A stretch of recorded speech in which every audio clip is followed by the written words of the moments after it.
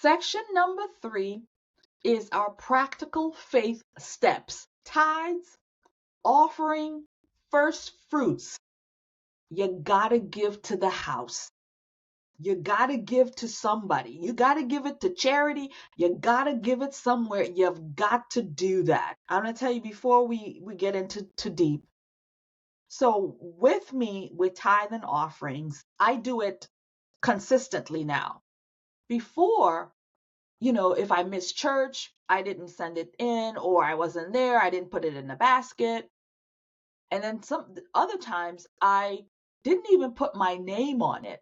Like I'll just put it in the envelope and just let it be. But in this moment, in this season of, when I started to really change my mind about the way I tithe, because yes, the Lord knows what you're giving and everything. He knows what you have and what you're giving, but you've got to put an assignment on it. And I wasn't doing that. I was just giving it, oh, God knows. But what I've come to understand, you've got to put assignment to it. So even when I tithe through Zelle or Cash App, because those are the, easier ways to do it now, I'll put in those notes, this is for the growing of the kingdom or whatever it is that I want to put in there. And now it's got my name attached to it. It's got my spirit attached to it. It's got my money, my finances, my giving attached to it. Before, I never fill out those envelopes. I never did. I just stuck the money in, or I stuck the check in. Well, with the check, they'll know. But yeah, I never did. So anyway, that was a little lesson there for you. Always tie your money back to you, your tithe and your offering back to you, so that the angels, they know. Okay, they know. Let's get into this. All right, now let's talk about the hard part, which is tithe and offering. When you're strapped for cash, like when you don't have any, you're like, yo, I don't have $10 to give. I don't have $5 to give. Dude, you've got to make that the first priority. You say, how can I give when I don't have any? The reason you don't have any is because you're not stewarding what you have well. Give the money to the charity, to the church. However that works out in your life, you give that first. And you watch how things change. We're talking about first fruits, and it has to be at the very, very top.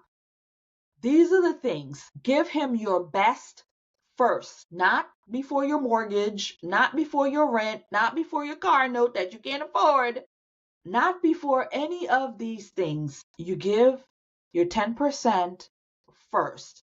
And I would actually say give a little bit more than 10%. You're being extra. Because why? You want extra abundance, don't you? Right? Yeah, you do. So you give a little bit more. Because when you give a little bit more, Father's going to open up the heavens and open up that purse and pour it down on you abundantly. Be obedient in your first fruits, giving that which belongs to the Lord first. Tithing is a weapon against the spirit of debt. It is spiritual. It is a spiritual transaction that says, I trust you, Lord. Take my 10% and multiply it. I'm giving it to you. And then the 90% that I kept, and if you're giving a little bit extra, you might have given 15% or 12% or 11%. The remainder of what you have left over, Lord, multiply it, triple fly it, quadruple fly it, 10,000 times it, Lord. I said, Lord, I was obedient.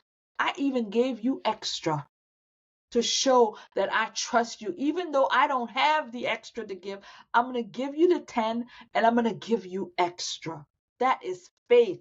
That is beating down the spirit of lack, beating down the devil himself. That is beating down the spirit of scarcity. Try it.